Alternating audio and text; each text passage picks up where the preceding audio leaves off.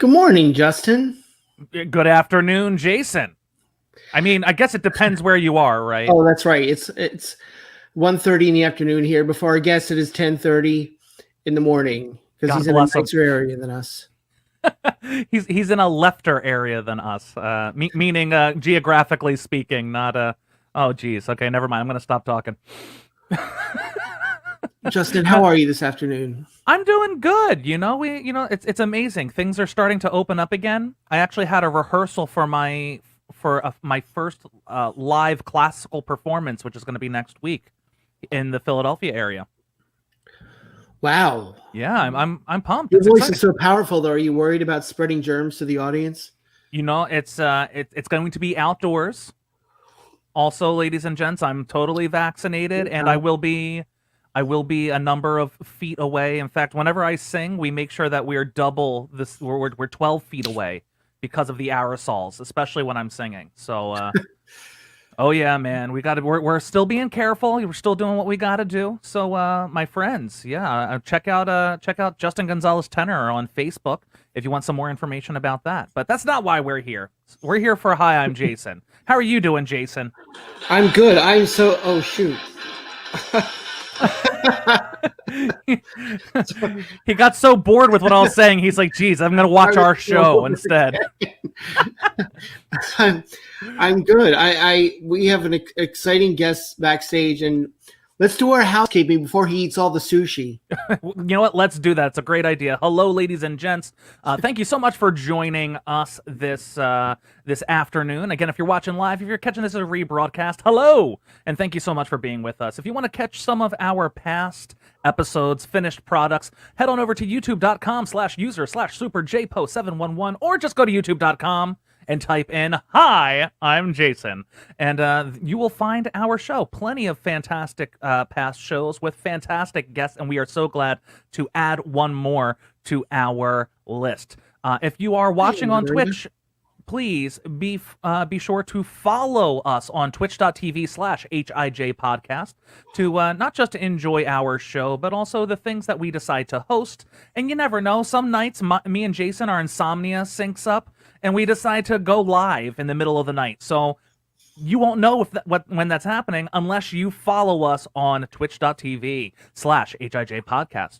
Also, we try our best to disseminate all information on our Facebook page, facebook.com/Jason and Justin. Also, you can just type in the search bar, "Hi, I'm Jason," and you'll find us. But again, facebook.com/Jason and Justin. Yes, not inseminate. That's something. Disseminate. That's yes, that's it's the afternoon time, so we can't go by our unofficial title, The Morning Wood. So, well, maybe for our guest, since it's 10:30 in the morning for him. And lastly, my friends, if you want to support what it is that we're doing over here, you can visit our digital tip jar on Venmo by searching @Jason-Pollock-2. Again, that helps us do improvements on our show. It also helps Jason over here keep his Wi-Fi on. So please, my friends, do not walk, run, and help us any way that you can. And again, we just absolutely love being able to put on these shows for you. And Jason, that is all of the news that I have. Who do we have watching? I see we have some comments coming. We have Margarita in there, Tom Sugar, and I appreciate you guys stopping by and saying hello. Hey. They're gonna love our guest because I love him. I'm so excited to bring him out. He's a face. If you look up his IMDb, he's got so many credits. Hello, Lulu Lounge. He's been in Planes, Trains, and Automobiles, Friends, Seinfeld, Escape from Alcatraz, just to name a few. He's just an incredible actor, and I'm so honored that he decided to join us this morning in California and this afternoon here in Jersey and this evening in England. Yes. Please, let's bring him out. Larry Hankin. Ooh, Larry Hankin. Yeah. Cool. How you doing, guys? Great. Larry, How are thank you so much for joining us. I'm happy to be joined or to be invited in. Thank you very much. Of course. Larry, you're so recognizable. You're such an icon in the pop culture world. I guess I'm still fighting to get a name to the face. That's my big That's my bucket list. That You'll say the name. Yeah, if you say the name, you understand. Oh, that's the guy. Or if you see my picture, you go, that's the guy. That's that guy. Exactly. I want to get it together. Oh, that's Larry Hankin. Oh, yeah, right. So yeah, it's a big. It's a dream. It's a dream. Sorry, Justin. No.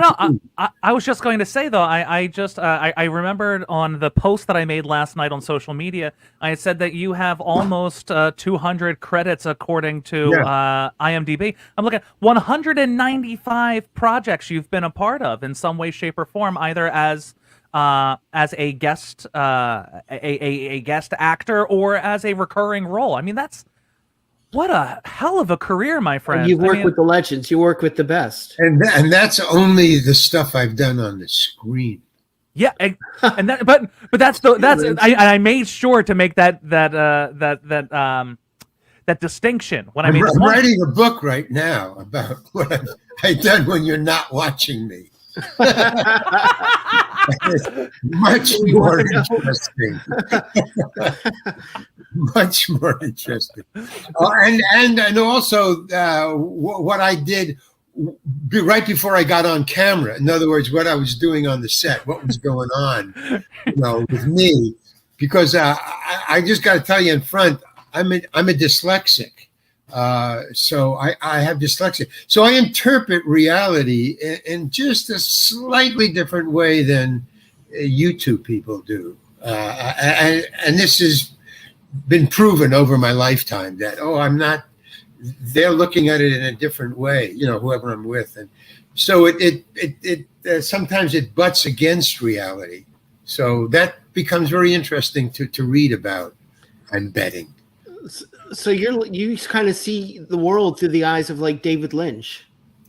Yeah, and there's a lot of us. There are a lot of us out there. So just be careful.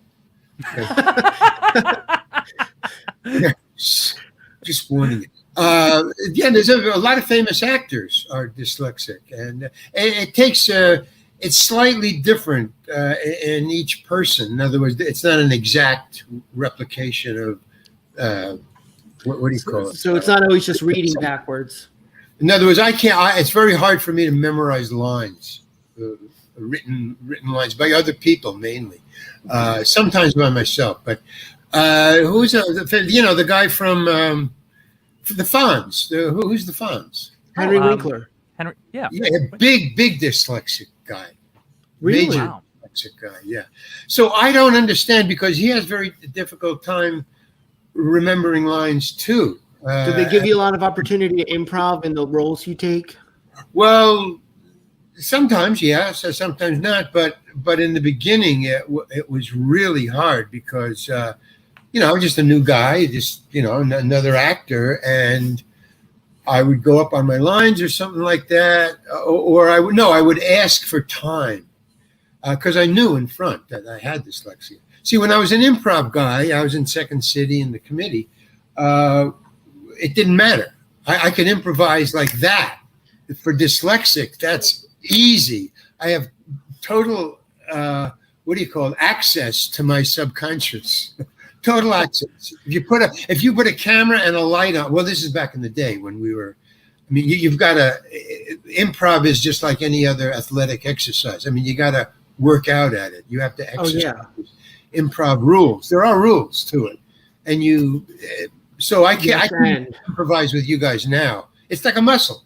It's just like any other thing. So, but when I was good at it, you just at the drop of a hat, I could improvise anything because I had total access to the creative part of my brain.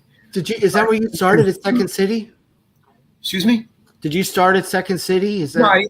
Yeah, I started at Second City, and then a couple of us just broke for San Francisco and started our own company called The Committee. And what we had in mind was to rival Second City. And we did it. We became a tourist attraction of San Francisco, like Second City is a tourist attraction in Chicago. So it took us 2 years to do it, but we were there for 10 years.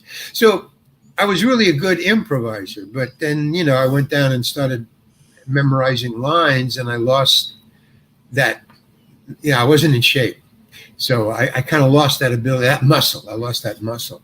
But then I was confronted with memorizing lines, and that I hit a wall because I hadn't used the dyslexia, or I was using the dyslexia in a very improvisational way. I was a stand-up comedian before I went into improv, and I would talk off the top of my head, just like I'm doing with you guys. I would get up on the stage and I would talk to the audience, and I would be very funny because I could talk about anything, and I would, feed off of how they were feeling, where they were laughing. I'd go with that. But then when I started memorizing lines, it was like a wall, and I would need a week more than everybody else. And then I could do it. It was a time involved. Not that I couldn't memorize it, but it was very difficult for me. When I would look at a page, I remember exactly working with Vince Gilligan. I did El Camino when I did the movie. I did 2 shows, and then I did the movie.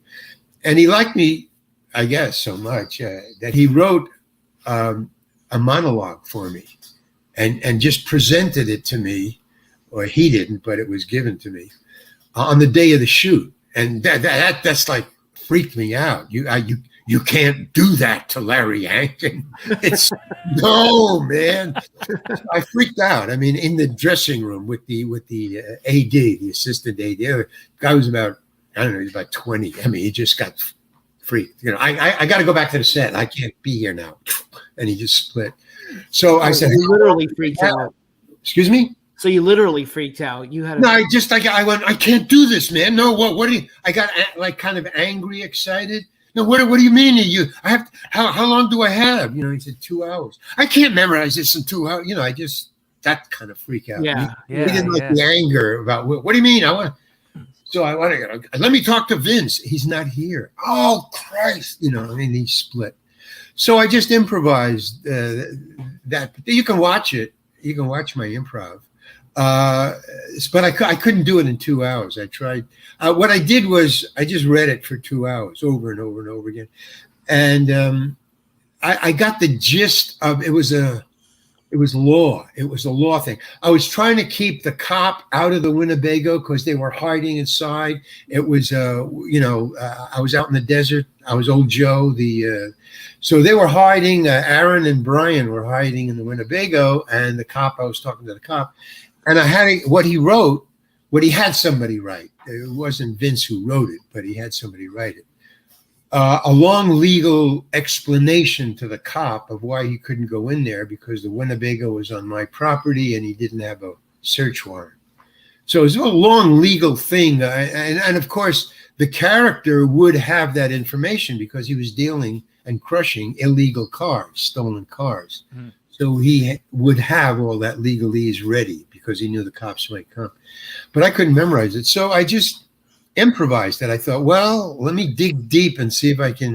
You hit the important points, though, right? Excuse me? You hit the important points, so. Well, I had no. I didn't give an F about that. I just wanted to get at something out that they could use and not know that I was improvising a written monologue. That was my key. They'll never know that I improvised this was my key to not running scared or, just out into the desert. So what I did was I improvised. I just, I wouldn't cop to it. See, I didn't tell anybody that I didn't memorize it. When they said, okay, you're up, get out there. I get out, and see, what I did was I made up an excuse why either I couldn't, why I might not be able to say it verbatim. That was as close as I would get. But I say, are you ready to go, Larry? I said, yeah. Oh, and then here's what I did. What I did was I figured out how I would be able to memorize it if the director and the crew and the producers would let me do it my way. See, I thought they'll never know, and they will let me do it my way. And it's the assumption of a guy in panic is amazing. And he wouldn't go with, yeah, I'll get away with this. Sure. They'll never know. Especially Vince Gilligan won't know. So he said, are you ready? I said, fine. And I had already, so I said, listen, I know how to shoot this. I figured out how we can shoot this. I said to the director. And he looked at me Did he love that? He did. And he looked at me, he goes, really, Larry, you figured out how I said, yeah. I mean, like totally innocent. Yeah. And he said, okay, let's hear it. And anyway, he really was, I hooked him. I go, well, okay. What we can do is we'll shoot it in sections, like you shoot me, I'll say something, and then you go to the cop, and then you cut to the, like I was like in the editing room, and then we'll cut to the cop, and then we'll cut to the Winnebago, and then we'll cut to me, and while you're shooting them, I could memorize the next section. And he said, well, that's an interesting way to go, Larry. But what we're going to do is we're going to shoot it in one take. It's a walk and talk. You're going to get 100 feet down there, and you're just going to say the whole thing right up to the camera. Cut, and we have a limo right here. We were out in the middle of the desert. I mean, that was a junkyard reel in the middle of the desert. And we have a limo right here, and you'll say it. It'll be one take. You'll walk, you'll talk, cut, and you'll hop in a limo, and we'll drive you back to production, and you're through for the day. So that's it. How about that? And I said, okay, that's fine. Yeah. Okay. Okay, you can do that? Yeah, I can do that. Okay, so get 100 feet out there and just walk towards the camera. I'll give you, action, walk and talk, and one take, we're out of here. Okay. I get down there, and I thought, okay, I'll just, I'll improvise it. It'll be cool. So I did. He said, all right, and action, Larry. And I walked and I talked. And all that was in my mind was no ums, no uhs, no stuttering. Just keep your mouth moving. Don't get your tongue mixed up with your teeth. And we're cool. Okay. So I started to walk and talk. And I'm just legalese. I'm just, saying legal stuff. Da-da-da-da-da. And then I thought, I don't know. And it's really, I have two minds. I'm saying the words, but I'm also thinking, this is not going. I'm going to be fired. There's no way I can get away. Once I was doing it and understood that I was making this up and it wasn't what Vince Gilligan wanted, I thought, okay, I'm going to be fired at the end. So that was it. I suddenly relaxed in the middle, blah, blah, blah, blah, blah. And cut, and I turned to the director. He was standing right there, right next to the camera. And I'm saying, okay, now I'm going to get fired. And he goes, okay, let's just do one more, and then we'll let you go. Okay, let's just do one take, but we got it. And I was shocked, man. I thought, I did it. Holy cow, now I don't have to worry. I could do ums, I could do ers, I could stutter because they got it in the can. At least they got it. And so, but I'll do, he says, okay, so get down there.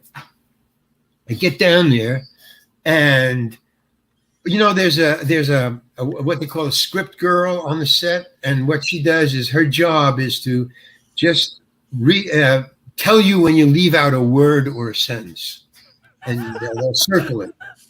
Yeah, Justin is laughing already. I'm sorry. He knows where this is going. I'm sorry. Yeah. Oh, and Jason too. You see where it's going. Everybody out there knows where this is going. So I get out there, and all of a sudden I see this script girl. Actually, it's a woman. I don't know why they call it a girl, but okay. This script woman comes walking towards me. Now, I've been through this. I'm an actor. I've been around the block. So I go, okay, she's going to tell me what I left out. And I thought, well, he said we got it. So it's a word or a sentence, and I can handle that. Okay. So she comes up and she says, and I go, okay, what did I leave out? And she just shows me the script. Every fucking word is circled. Every word. And I've been in this, 192 things I've acted in. Never have I seen a page like that. It was amazing. I thought, wow, man, you're really doing your job. That's really cool. You're on the ball. Thank you. You earned your cash, you know. And I said, well, but I got the gist of it, right? And she says, the director wants it read as written. And I said, I want to talk to Vince Gilligan. He's not here. Oh, I want to talk to the writer. The director wrote the speech. And then I hear the director yell, everything okay, Larry? Yeah, everything's fine. Okay. And then he starts walking towards me. And I thought, okay, when two people have walked towards you, that's not good. It's not good. The relief pitcher's warming up. Yeah. And he says, you having difficulty? I go, no. I just wouldn't cop to it.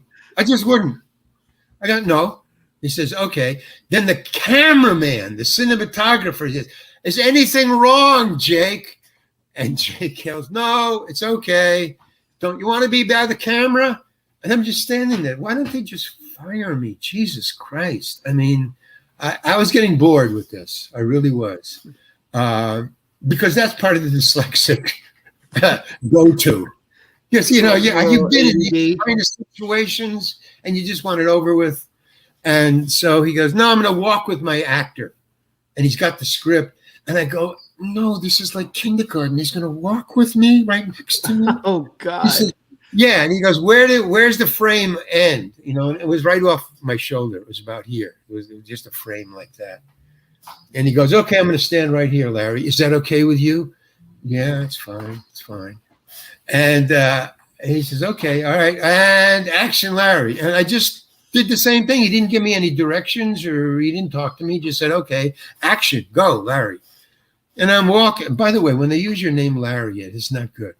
When they start using your name. As opposed to your character's name or Mr. Hankin. Or your character's name or just, you know, just come over here and do this or, you know, just general stuff. Or when he talks to you, you go over there.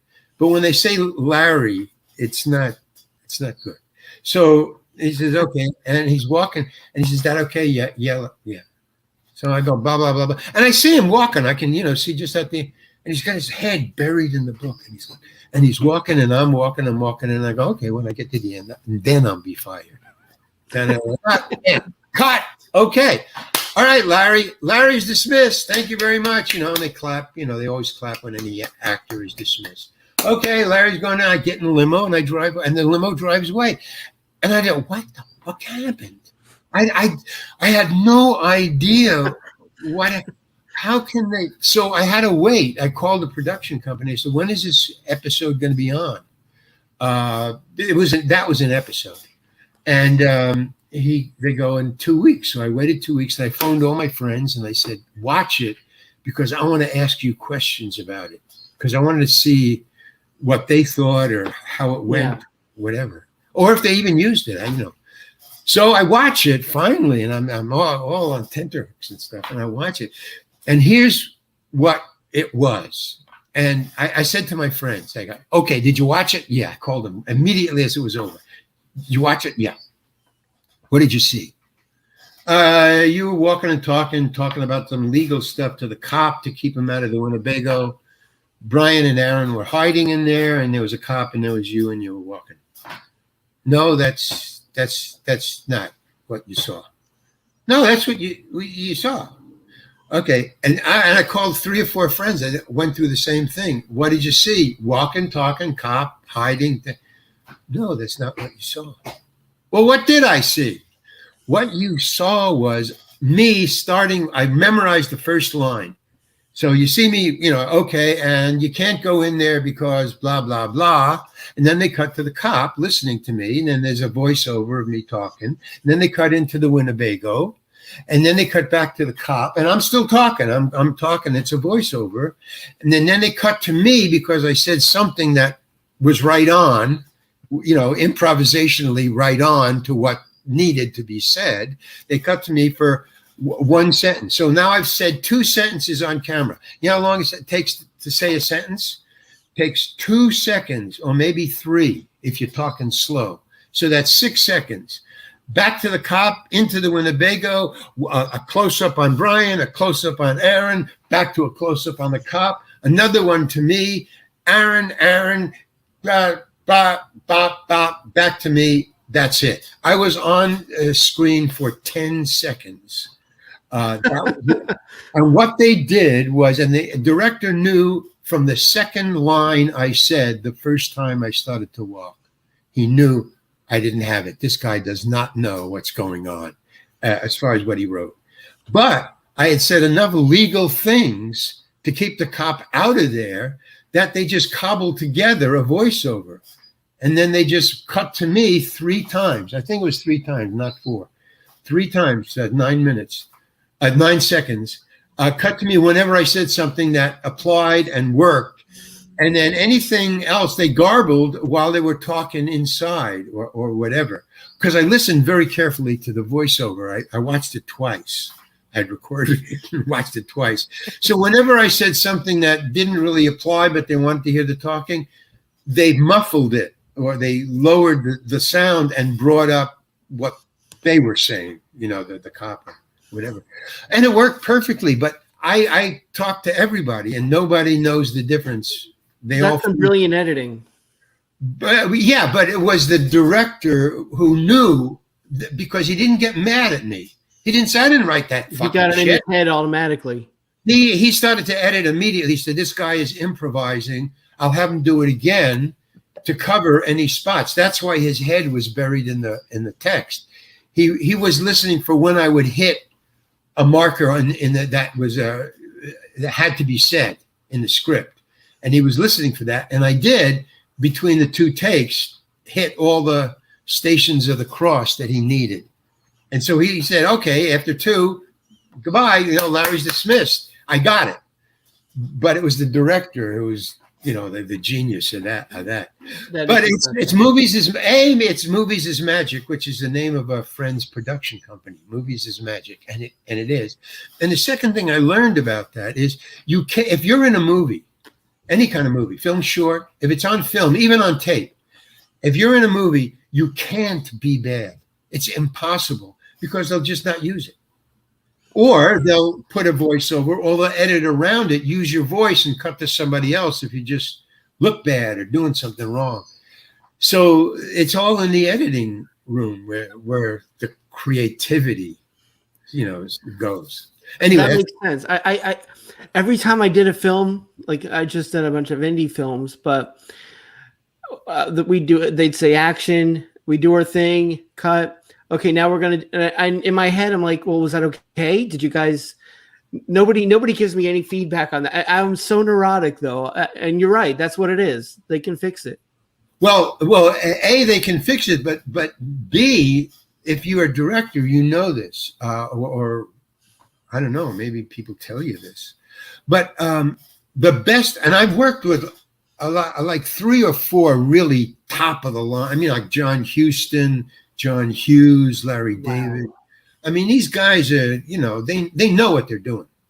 And all of them do not direct. They do not give you direction. They'll maybe say, you know, could you go over here instead of over there because the camera, you know, I can't get the camera over.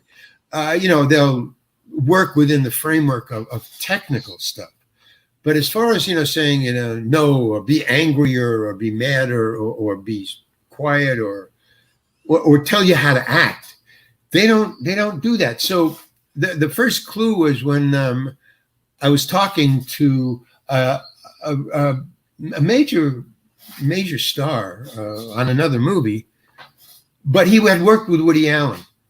And I was asking him about Woody because I used to open for him, Woody, as a stand-up comedian. Wow. I was a stand-up comedian. So I asked him about, you know, what's it like being directed by him? And he said, it's a horror trip. He doesn't direct. He just stands there. He doesn't give you anything. He doesn't say anything. And I started to ask around, and it turns out, no, none of the directors that I worked with or that other stars worked with that were major directors, they don't. What they'll do is they'll give you maybe a suggestion of Somebody described it as like poetry. It's a poetic direction. They'll give you a suggestion of something that might trip you off into where he wants you to go, but he'll never tell you where he wants you to go. And I've never been directed by Don Siegel, in Escape from Alcatraz. Never gave me a direction. I was there for 3 months on Alcatraz. Never directed anybody. You were so good in that, though. You knew what to do. Well, no. What he would say was, like, this is the extent of the direction that Don Siegel gave me. All right, cut. Larry, come here. And the great ones take you aside. They don't direct you or even talk to you in front of people. They'll take you aside, maybe put their arm around you. I remember Don Siegel took Clint Eastwood aside. He wanted to talk to him about the scene, and he put his arm around him. And I thought, that's what I want. I want a great director to put his arm around me and tell me about the scene. That's another bucket list I have.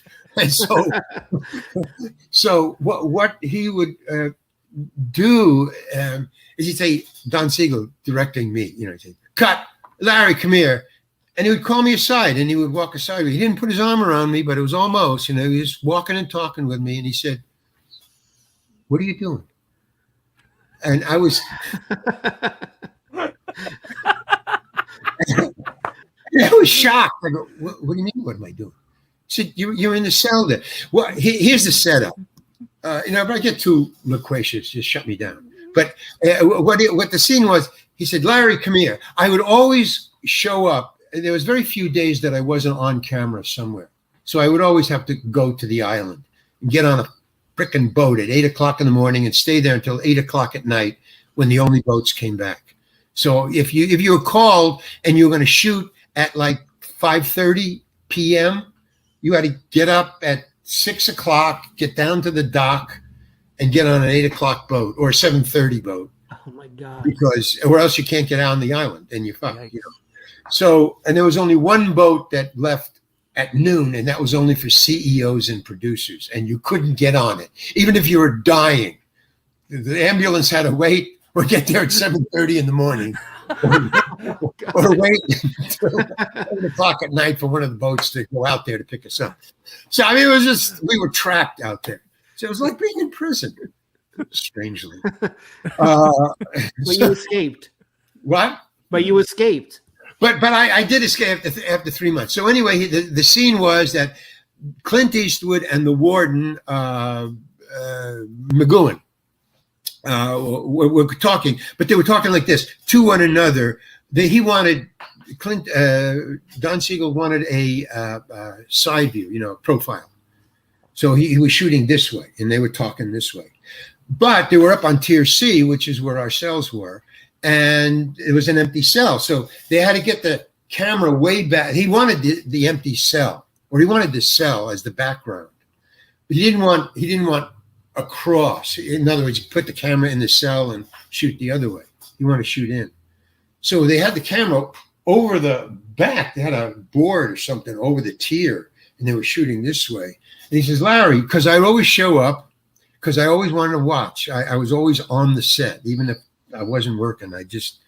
And I would always be in costume, the blue thing. So he said, oh, Larry, get in that cell. I go, why? I'm not in this. I'm not even supposed to work today. Get in the cell. I go, why? He says, because I'm shooting a profile and it's an empty cell. I just want a body in there. There's a hole in the middle of the frame. He says, so get in there. Just get in there. I go, well, what am I doing? It doesn't matter. Just get in there. I just a body. I want a body. Okay. And he would talk to me like that because he was like my grandfather. We were like grandson and grandfather. I mean, we were like friends, professional friends. I mean, he wouldn't talk to anybody else like he talked to me. He was like, come here, okay, I get it. So he says, okay. And so they're talking, Clint and the warden are talking. I'm in there. Oh, so I said, how much time do I have before you're gonna shoot? He said, well, we got to set up the lights. So you got about 4 minutes, but maybe 5. Okay, I'll be right back. Shoo. So I run to the prop department Warner Brothers prop department on Alcatraz. You know, they had trucked in stuff and had big tables with all kinds of props. It was a 10-pole movie. They could spare no expense. So I go up and I run up and I said, yeah, give me a checkerboard and some checkers. Well, what do you want this for? Well, they got me in a scene there. They got me in a cell, and I want to be doing something. I'll be playing checkers or something. So we don't have a checkerboard. Well, what do you got? I got a chessboard. I got a chess set. Oh, give me the chess set. Okay, fine. So I get the chess set. I'm in there. I'm setting up stuff. All right. And then that's how friendly he was. He goes, okay, Clint gets Clint in there. He gets McGowan in there. They're the stars of the fucking movie. I'm just, some guy. And he goes, Larry, you ready? yeah, I'm ready. Okay, we're gonna shoot it. Oh, man, that's so he goes, okay, and action. And now they do this. Cut. Larry, come here. Now what? Okay. So I go over and he takes me, he says, what are you doing? I said, I'm playing checkers. You got a chess set. Yeah, I know, but see, Alcatraz doesn't have a checkerboard or checkers for Charlie Butts, my character. So Charlie accepted a chess set to pass the time, but he doesn't know how to play chess. He only knows how to play checkers. So he's playing checkers with the chess set. He says, that's what you're doing? I go, yeah, but I don't have to do that. I don't have to do anything. No. I just want to know what the hell you're doing. That's all. Get back in there. It's okay. Oh, go. So that's my relationship. I love that you're so professional. No matter how small the part, you come up with a backstory. Yes. And there's later on, yeah. And because I used it again later on for another excuse. He asked me why I was doing something, and I gave him a huge text, which I just made up before I got to him. And he said, "What are you doing?" Backstory. It's great. Speaking of improvisation and backstory, because that's such a beautiful improvisation moment of I'm making Shinola out of shit, kind of a situation. And Mrs. Banis, one of our listeners, obviously is a big Shinola out of shit, and there's no shoes for Miles. Right. Well, Mrs. Banis, though, is a big fan of Friends, and she wanted to know about how much Mr. Heckles did you improvise? That character was too perfect. Well, to be totally honest, I made, and this is compliments to the writers, I made no improvisation at all. It was as fucking written. And thank goodness, because I got the character off of the page. Mm-hmm. Because it was so solid that all I had to do was show up. I mean, and say the words, and it was Mr. Heckles. I mean, the attitude was there. I mean, the whole thing, the hair, everything, the costume, it was all on the page. It was brilliant. And it's the most famous thing I've ever done. I mean, I can't stop being Mr. Heckles. It's crazy. When we announced that you were going to be on the show, people were commenting, "Oh my God, that's the guy from Planes, Trains, and Automobiles, the guy from Friends, Seinfeld, Escape from Alcatraz." They're naming your credits, but my niece reaches out and said, "That's the guy from the Three Little Pigs." Whoa! Yeah. Okay, for your niece, man. Right on. Was that the Shelley Duvall thing you did? Was that the Shelley Duvall thing you did? Was that the fairy tale? That was a fairy tale theater. Okay, I got a story about that. I've never even thought about that. But yeah, there was an aha moment on Three Little Pigs. The director was I can't remember his name, but he's a good friend. I haven't seen him in years, but he was a friend of mine because we were in the committee together in years before that. So and that was the only reason that I believed what he told me, because he gave me a direction, or not a direction, but a suggestion. I was Mr. Man for the Three Little Pigs. I was the guy selling him the bricks, the straw, the mud, whatever they made their houses out of. I don't know. I saw them their pig pen.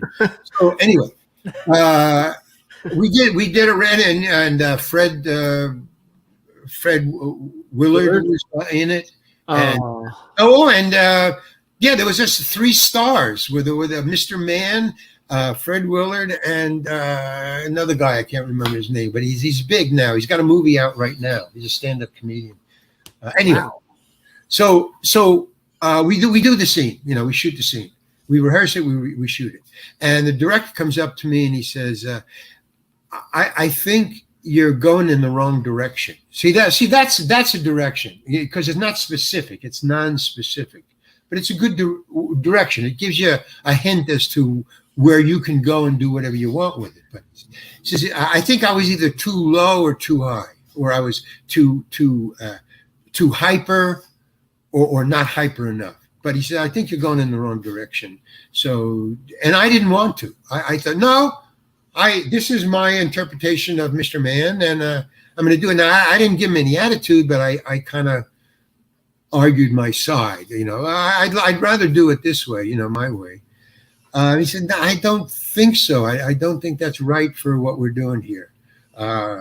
So I mean, he's the director. He's a friend. Okay. I mean, he's a funny guy. I trust him. Okay. So I just totally changed it.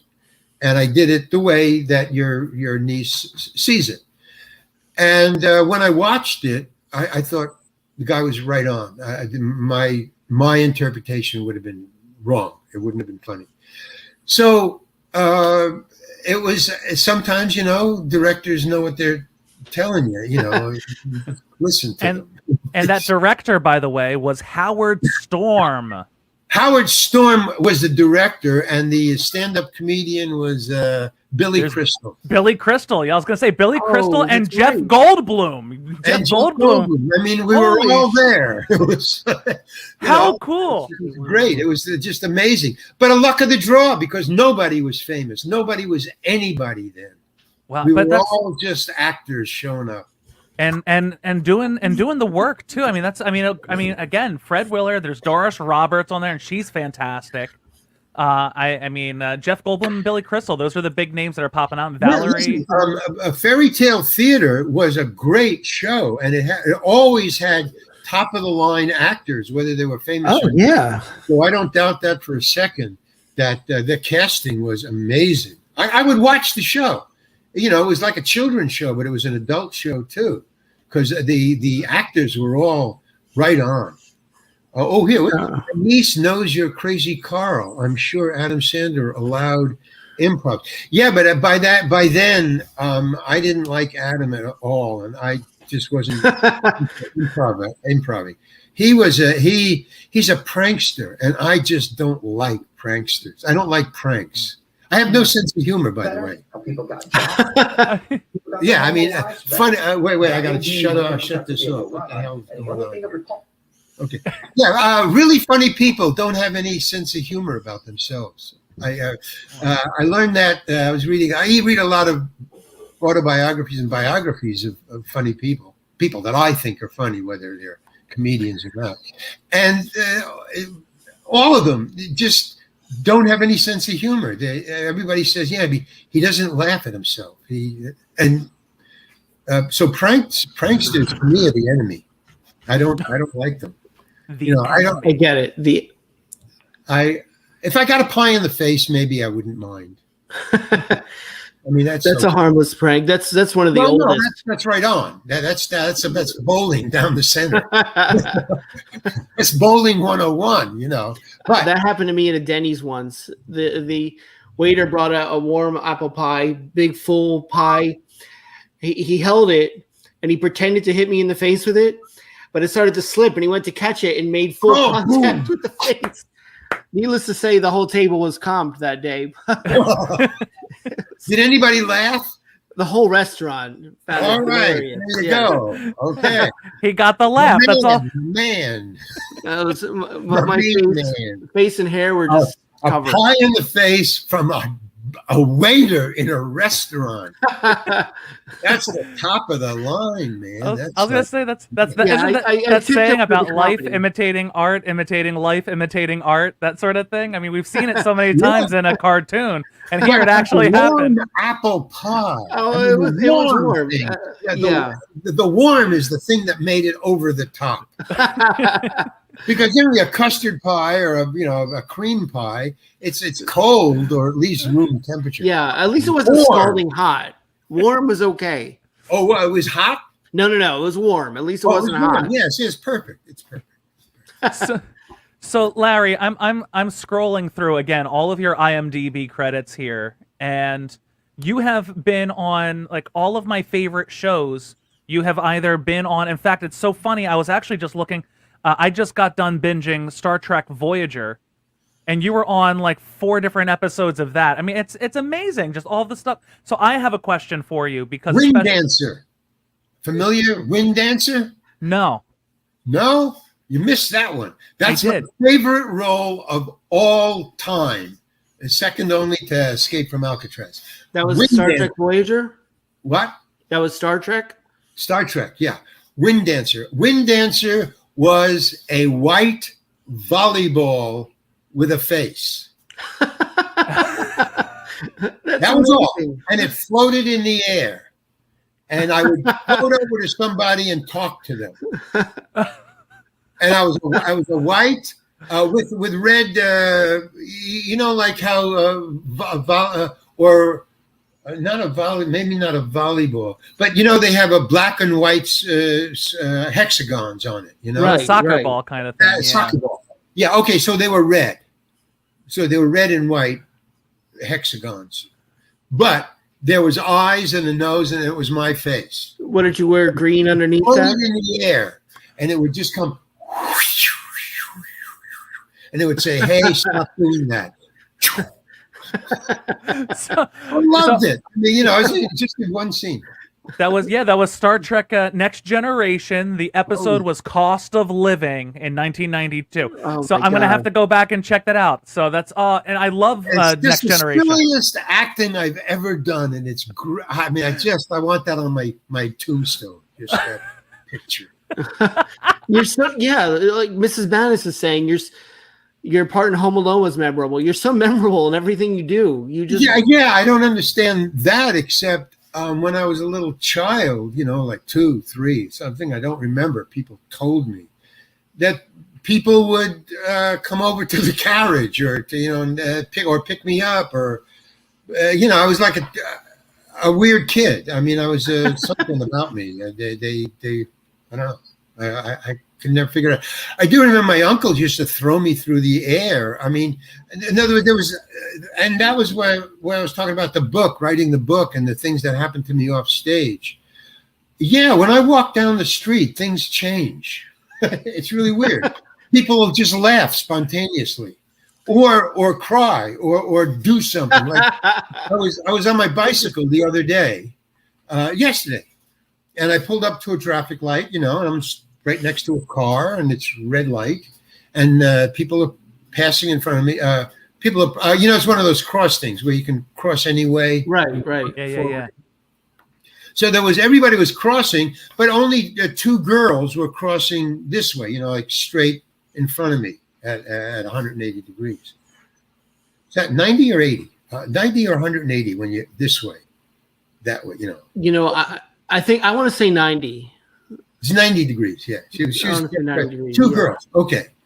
And very far off, somewhere, somebody was playing some, music in a boombox way far away, but you could slightly hear it.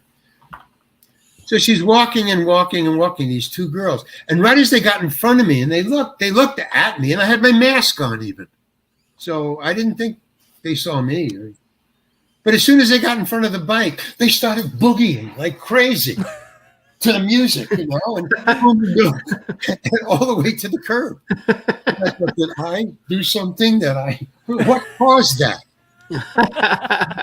That's what happens spontaneously when I walk down the street.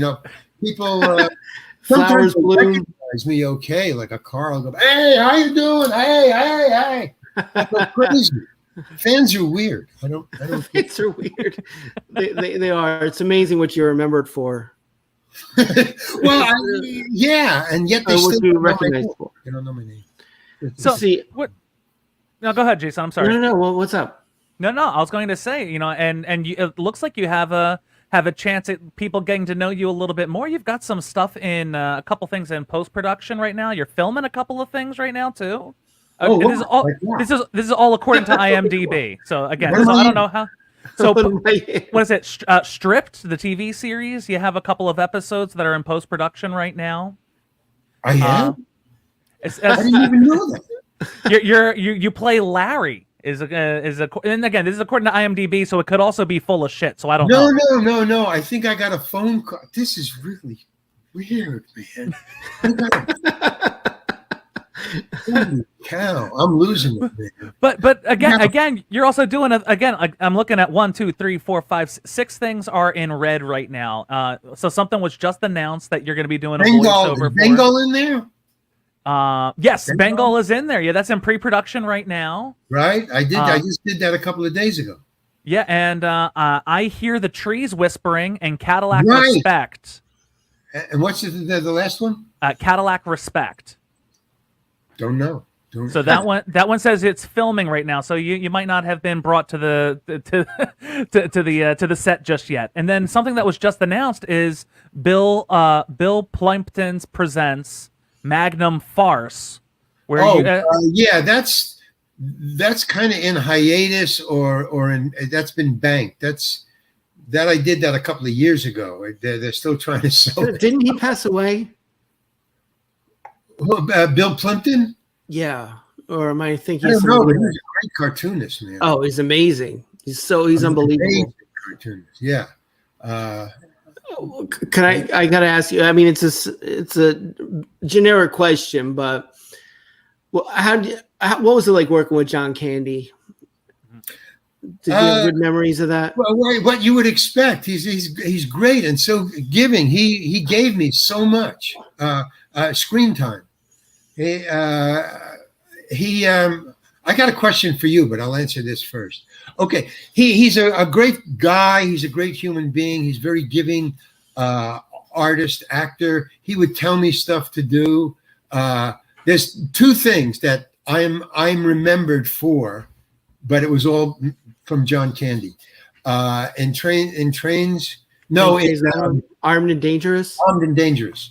2 things that I did that I thank John Candy for. One was when they were giving out the guns and flashlights. We were all in line. John Candy was behind me, and there was one guy in front of me, and there was a table. So the guy at the table was handing out guns and flashlights. So the director said, "Okay, just get your gun, get your flashlight, and move on." And then when John Candy comes, I think that was all. John Candy just gets his flashlight and his gun. It was just a kind of a reveal scene, Yes. just to where'd they get the flashlights and the guns? They're handing them out. Okay, so and action, and the director. I was playing a guy on acid, Kokolovich. So I was playing him on acid. The director, this has happened to me many times. I'm kind of proud, but I don't understand it. The director thought Larry Hankin, was on acid. Then he thought that they had hired an acid freak to do the acid guy. So he wouldn't come near me. He thought I was going to bite his nose or something. So he wouldn't give me any direction, anything. He would stay away from me. He wouldn't even talk to me. I didn't find this out until later, where he confessed to me that I thought you were on acid. That's what he told me. You're just not good an actor. Weeks later, he told me this. Okay, so anyway, I'm in line, and and action. So he hands the guy in front of me, gets his flashlight, his gun. Next, I get up, hands me a gun, and a flashlight. And I immediately just turned it on and stared into the light as I walked away. Okay. He yells, "Cut!" Now, here's a different attitude, the same words. Larry, what are you doing? So I said, I'm looking into the flashlight. And I'm talking as a character. I always talk as the character if I'm on the set in costume and we just are shooting. What are you doing? I'm looking into the flashlight. Why? Because I'm on acid. All right, just don't do that. Just get the flashlight and get off stage, okay? Just do that. And then John Candy goes, what are you doing? He says to the director, what are you doing? He says, I'm telling him not to look into the flashlight. No, and John Candy goes, no, that's funny. He said, no, it isn't. And they're standing there. There's about 100 people. It's a major movie. So about 100 people standing around, a cruise, other people in this. It's a party or something. I don't know. There's a lot of people. And all of that, and standing there as they two say, it's funny. It's not funny. Well, it is funny. It should go in the movie. It's not going in the movie. It's not funny. And I'm just standing there listening to both of them. And he says, oh, and then John, because it's a director, John says, okay, all right. And he says to me, I tried, Larry. Okay, fine. Okay. All right, just do it again. Don't do it to the flashlight thing. So I said, okay, I'm not going to argue, man. I mean, it's just such a small part. I don't care, But I did think it was funny. So I thought it was clever. So we do it again. Bump, bump, bump, bump, bump, bump. Cut. Okay, moving on. And the cinematographer, who's a major cinematographer, he's very famous. I don't remember his name now. But he had station. He had I don't know, whatever you call it. He says, wait a minute. What happened to the flashlight thing? And the director says, James, the guy's named James, something James. Keach. Keach, yep. James Keach.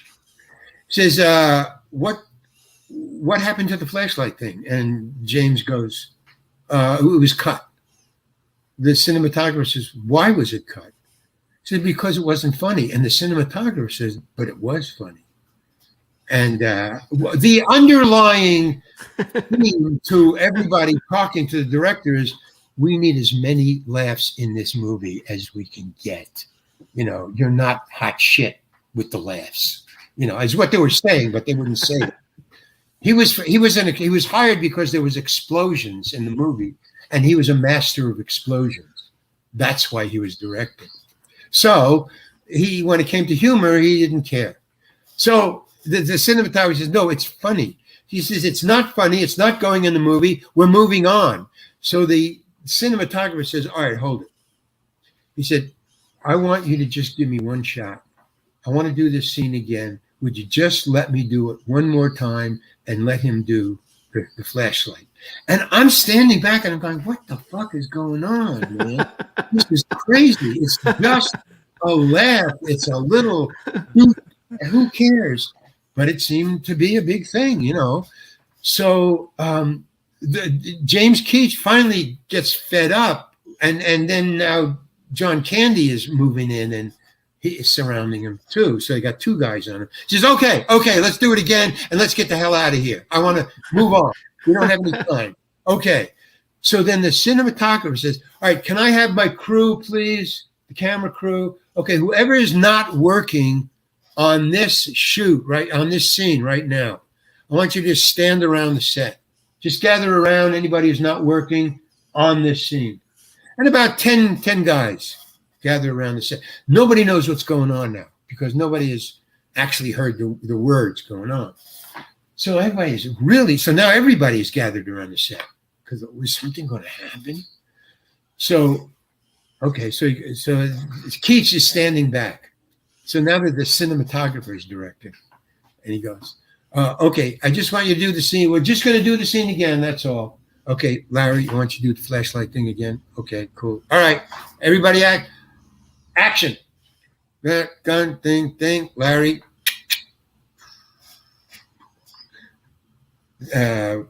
John Candy comes up, gets his gun, cut. And everybody around the set just falls down laughing. They held in until the thing was cut. Just like that. And I was so proud. I was and fine. Keith says, "All right, it's in. Moving on." God damn it. And so it added something.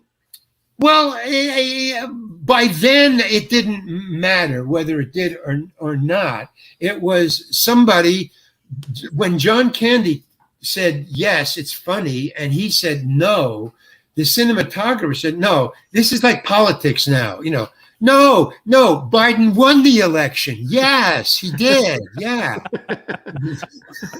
That's what was going on. They just had to prove a point. It had nothing to do with by then. Okay, so that I thank John Candy and the cinematographer, but John had a lot to do with it because he stood up first. Okay, there's another scene in the movie where we're in the junkyard. We're in an actual garbage dump. It's me, John Candy, and his friend Eugene Levy. Eugene Levy, another great guy. Oh yeah, they're all wonderful people. Eugene and John are real people, like you guys, like me, like us, like your viewers. We're just ordinary people who happen to be actors. Okay, so we're in the thing, and James Keach thought so little of the scene that he didn't even show up. He had second unit. It was just a second unit. It was just a cameraman, the sound guy, me, Levy, and John, and that was it. Just 5 people in a huge garbage dump. Okay, so all the scene was they were looking for things. I don't remember why, but we were looking for things. I just don't know. But we were there, and we had to find things, and I don't know what the things were or why. I don't remember what your character found, but it was something ridiculous, and you pocketed it, right? Oh, John. So we're looking for things. And there's this big, huge mound of garbage right nearby, which was great in the shot. That's why we were there. It's huge. And we're looking. And I came up with, I think it was a comb or a comb, a pink comb. And so I thought, well, this will be funny if I found this. It was broken. A couple of teeth were missing. So I found it. I go, hey, I found this. So John Candy goes, and we were that was improvised. We had no words except, hey, we found this. But so I come up to John and Levy, and I go, hey, I found this. And I said, oh, also I found, I think, a shoe. And I said, improvising, I said, hey, I found a comb and I found a shoe. And it was a really old, stupid shoe. I found a shoe. You guys know where another shoe is? A matching shoe? And, you see if you, no, we both didn't want, at first they didn't want to, they were using James Keach as me. They didn't want to be near me, but it was in character and it was right. They go, no, we don't know where another shoe is. And to get rid of me, John Candy said, I think there's a shoe up there. I think I saw a shoe on top of that mound there. And he's very, standoffish like. And I go, oh, up there? And he goes, yeah, up there. I go, okay, great. And I start going up. And then they cut away to John Candy and him looking for stuff. And then you hear me yell. And I did. I got up on top of the thing. And I said, hey, guys, I found it. And then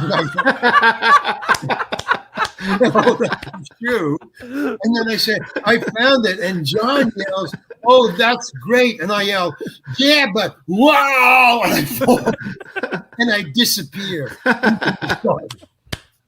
So that was all improvised. But it was off of John Candy and how he just said, no, it's up there. He wanted to get rid of me. No, he just went with it. So that was the other thing that John Candy gave me. So that I thought was a clever, good laugh. Me disappearing into the dark. That's hilarious. I fell into a hole because I just went poof like that, not raw. It's so much funnier when you disappear.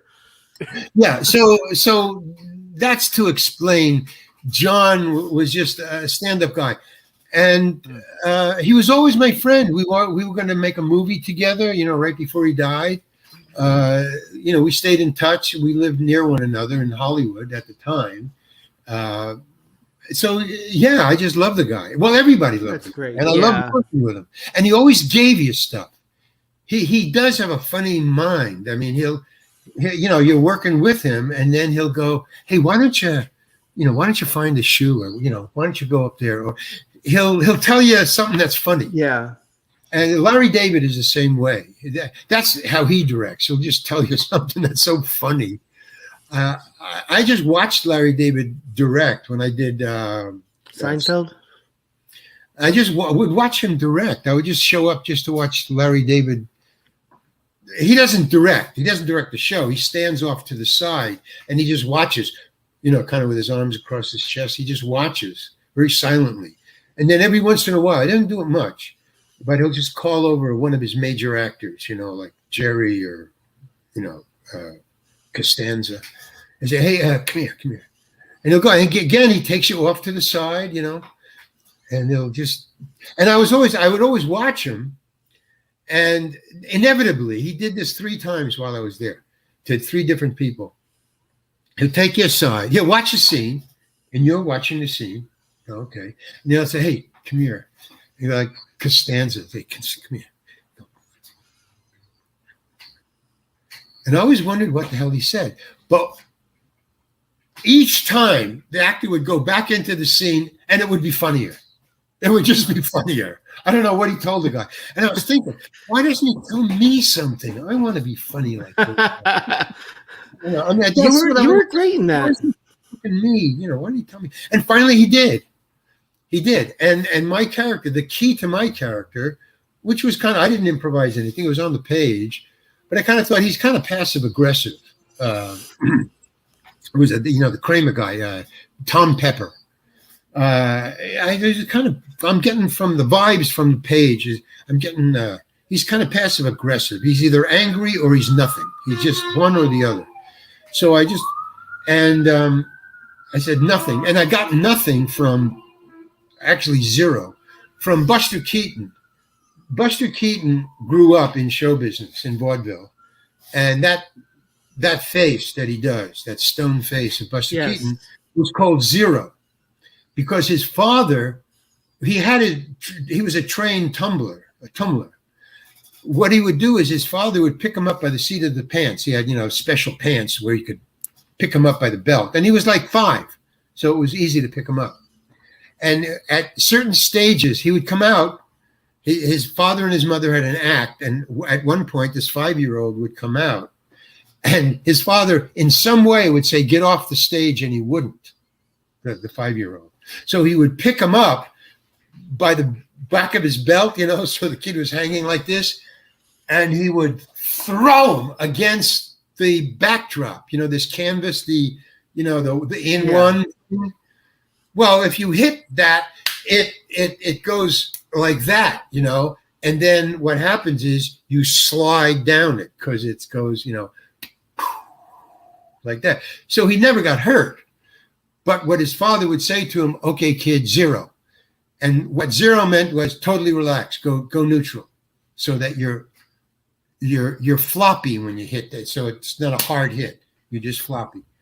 So he goes, 0, boom, and throw it. And he goes, and it would, of course, bring down the house. And oh my God. And the kid would just get up and skip off, Oh, wow, that's really great. So I said, "Okay," so that's where I got 0 from. So it was in my mind. And there's a reason for it. So, okay. He comes up to me and he says, "Larry David," he calls me over and says, "Oh, it's my turn. He's going to give me something funny." So he says, as opposed to the other 2, this is what he said. "I know what you're doing." And I go, "Oh, really?" And he said it with such an attitude. I could picture that. Anybody. Like that. "I know what you're doing." No. It was no. He said, "This is what got me angry." He said, "I know what you're trying to do." It was the word trying. And it just got me pissed off. And I don't care who he is. I'm going to get pissed off back at him. And I said, oh, really? What am I trying to do? And he said, you're trying to do nothing. And it just blew my mind because that's exactly what I was trying to do. And I wasn't ready for that. So I go, oh, wow. Yeah, that's right. That's what I was trying to do. Yeah. He says, well, you're doing something. And he walked away. And I thought, best direction I ever got. Best direction, man. He just... That's amazing. Yes, because he didn't tell me what to do. He just told me what I was doing, and it was wrong. But he didn't say it was wrong. He just said, well, you're doing something. And it just keyed me right into, and that's how I got Tom Pepper. Just from that, I said, So that's when he said, I don't, or any other dried fruit. That sentence, that little speech, came from Larry David's telling me you're doing something. It just focused me on the characters. I don't know, that's my relationship to directors is great, and yet it's weird because I don't think they talk to any other actors that way. Because you seem like you don't put up. You speak your mind to them. I think it sounds like. Yeah, and so they speak their mind to me, and then there's it's based on the relationship, Larry David wasn't. I was hoping you weren't going to say that taking the raisins was your improv. I wish. Yeah. That was really clever, Larry David. So I mean. You try to get along, but the way I try to get along is a little different, just a little different. You're honest. Yeah. Hopefully so. And they're honest with me, And we're going to be honest with you right now, Larry. This has been such a treat to get to talk with you. It truly has. We've sadly come to that time, though. We've got a wrap, my friend. And well, too bad. Next time it's going to cost you. How's the progress on your book coming? Before we go, I got 30 pages done, but half of it is kind of what I was telling you about my show business stories. It's a lot of those stories, and then what I did, when I was off and just at home. But there's stories about me, with Adam and with James and with John Candy and with John Huston. I mean, some of them they're just great people. My time on Escape from Alcatraz was a learning experience because it was the first major movie that I was ever in. And it was with Clint Eastwood and Don Siegel. And they were just huge stars and great, incredible actors and directors. They're very high up there. And that was my first big thing. So I learned a lot there, and I carried it on with me to this day. So next time maybe we'll talk about Alcatraz or something. Oh, we'd love to definitely dedicate an episode to that. And folks, if you want to know what Larry's up to, go to thereallarryhankin.com. Yeah, it's all small letters though. That has capital. It'll get in there. It doesn't matter. I guess it doesn't matter. No, I like to capitalize so that people can read it, especially. So thereallarryhankin.com. But check it out, and please invest in the wonderful things he has there for you. Like I know he has a fun T-shirt for sale. One commercial. Yeah. That's all. That's it.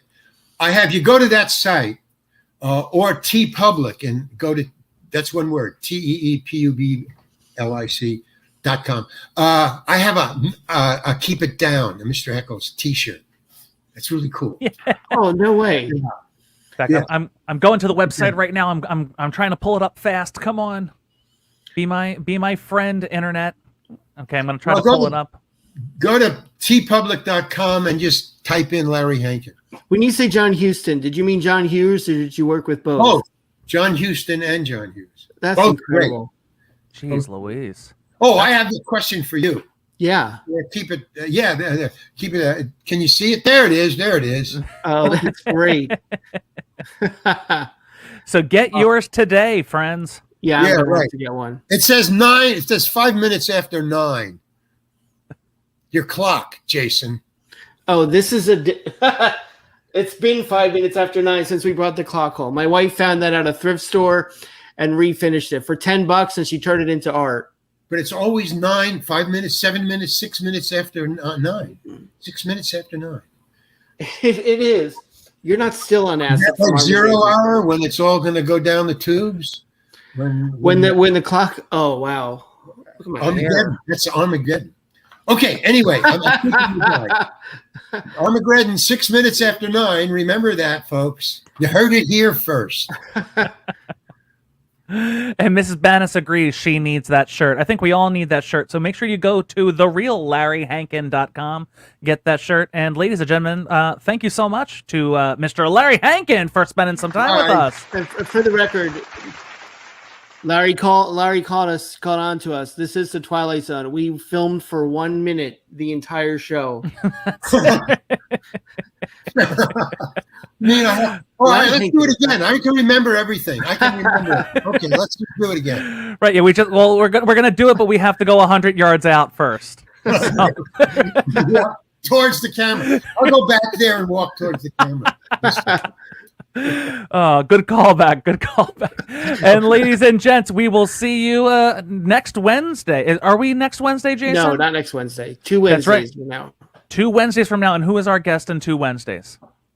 I can't remember his name, but he lived with Groucho Marx for 3 years. Steve, I should remember his name. So we're Kaufman? Groucho Marx's personal secretary. Oh, wow.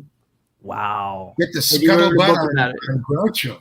Yeah. So, folks, make sure to tune in for that in a couple of weeks. Have a great rest of your weekend. Well, we will see you. Yes, sir. Don't forget to plug our live show. Larry, thank you so much. I just wanted to thank you again for taking the time, and I'd love to have you back sometime. Okay, give me a call anytime, man. Thank Okay? you, man. Thank you so much. See ya. He was awesome, Justin. Oh, what a great show. Yeah. Holy shnikes, man. And the other thing is, next Saturday, we have our live show. I just wanted to plug that. 12 to 3, weather permitting. If it's as nice as it is supposed to be this week, we'll be in for a good afternoon. Then we got magic, we got comedy, we got music. It's going to be a great time. We have as guests, of course, it's going to be Hi, I'm Jason, live with Jason Pollock and Justin Gonzalez. That's me. And we have 3 wonderful guests. We have a former contributor to Saturday Night Live, Mr. Mark Riccadonna. We have an actress and incredibly funny lady. You may have seen her on Always Sunny in Philadelphia, Katrina Braxton. And then, and why am I, oh gosh, I can't believe it. I'm forgetting his name right now. Jones. Eric Jones, you would have seen him on Fool Me, Penn and Teller's Fool Me, or on America's Got, Fool Us, geez Louise.